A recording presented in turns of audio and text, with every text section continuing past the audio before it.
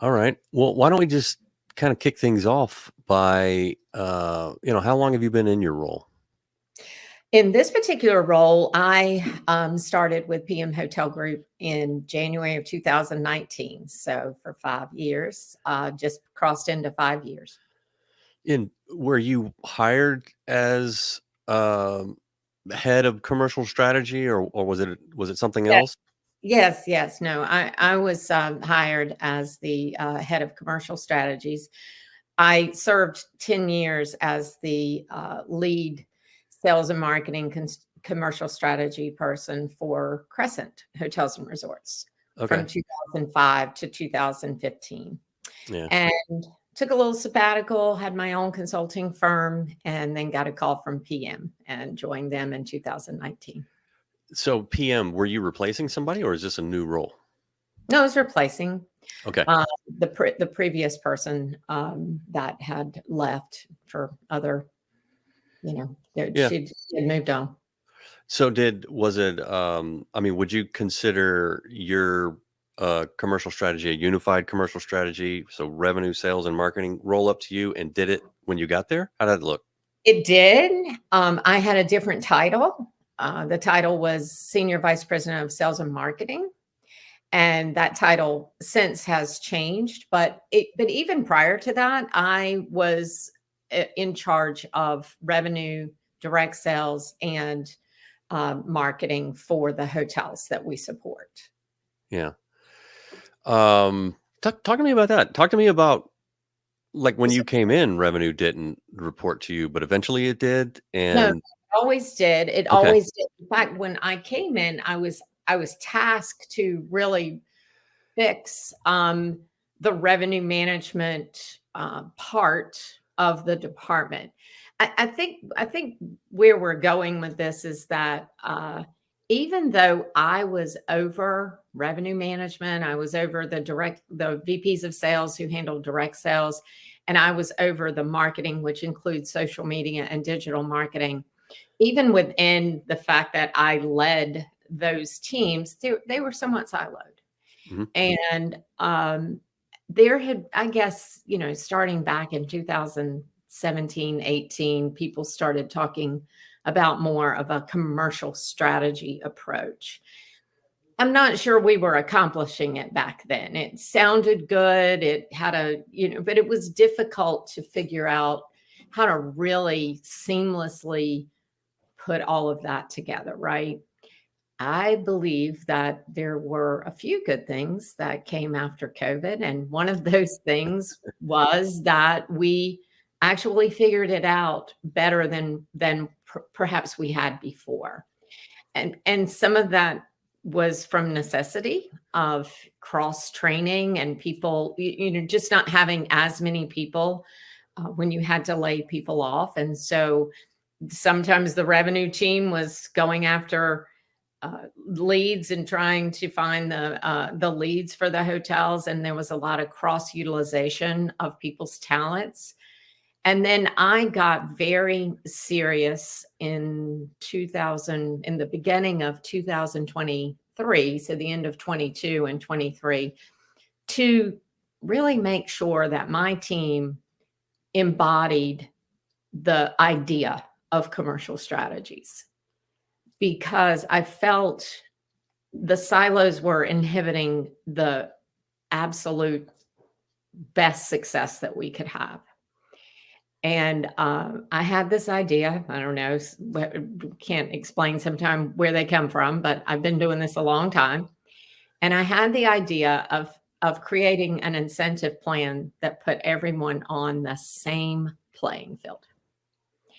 And it didn't matter, it takes a village to do forecasting, but the only people that were being held accountable for forecasting prior to my update to the incentive plan was revenue management, not the VPs of sales.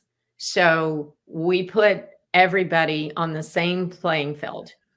The revenue management people were then incentivized on group rooms production.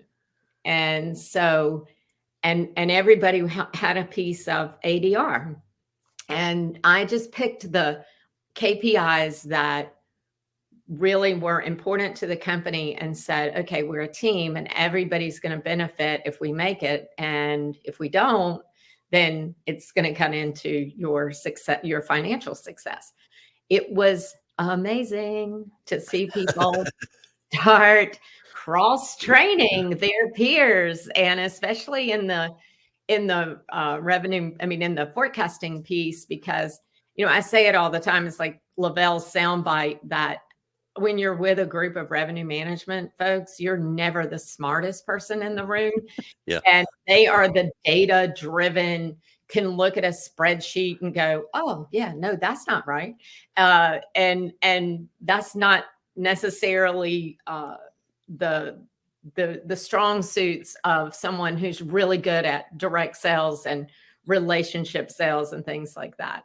Yeah. But what ended up happening is there's a lot of tracking going on right now, and they're diving into why the forecast is failing, if it is failing, and they are helping each other. And there's a lot of, crossing the aisle, if you will. So, and I just love it. I love it. It's poetry in motion for me to see it happening.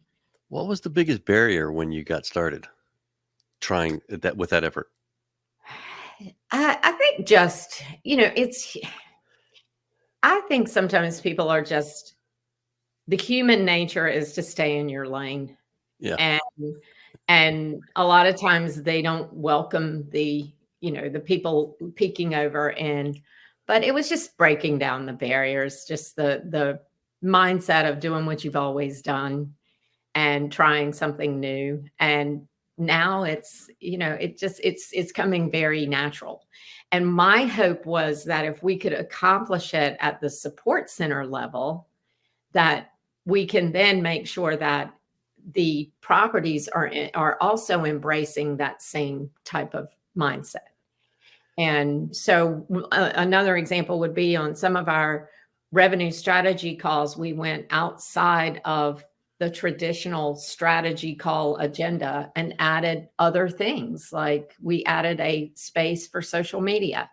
We added a space for, other topics that are a little bit outside of the revenue strategy meeting agenda that you would normally go through. I was on a call just this week, and the corporate dorm that was leading the call was telling everybody what group was in the market.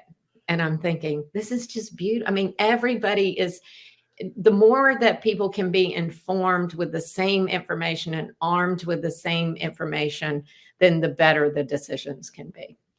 So yeah, you mentioned, I think you mentioned cross training. So did you have department heads training, like were revenue managers?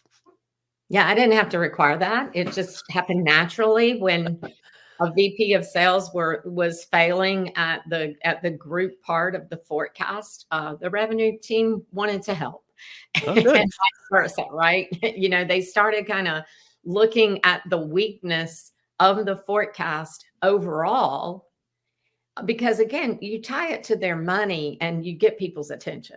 I mean, that's we are top line people. We are driven by success in revenue and finance, and therefore success in our own personal achievement from that. But it was fun to watch. I didn't have to require it. It just naturally happened, because as they would fail in the forecast, or not even fail, because there's like 4 levels.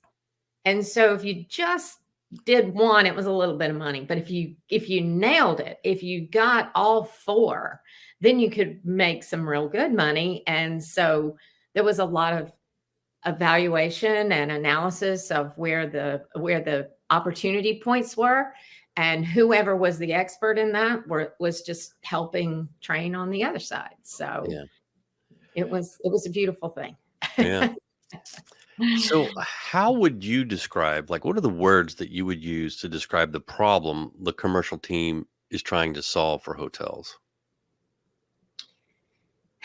Today, I mean, just in general, right now, what we need, Jason, is we have to maintain and have a strong ADR. And so we learned something from previous downturns, right? We learned that we don't have to sacrifice ADR. And in this case, it wasn't influenced by a downturn in the economy. It was a worldwide pandemic. So it wasn't a rate thing. And so we were really smart. And not only did we maintain rate, we grew rate. And we grew rate for double digits in many of the segments. And it was the industry was doing that. So when you're entering now, I call it the tsunami after the storm. Yes, I coined that phrase. We are dealing with 25% more cost of labor. We are dealing with utilities. We are an increase in the cost of utilities, a huge increase in the cost of insurance, all things we can't control. So what we have to do is continue to test that ADR efficiency, right? And make sure that we are creating a mix that continues to grow the ADR. And that takes a collaborative commercial strategy team. You can't have too much group if you can drive a higher rate over here.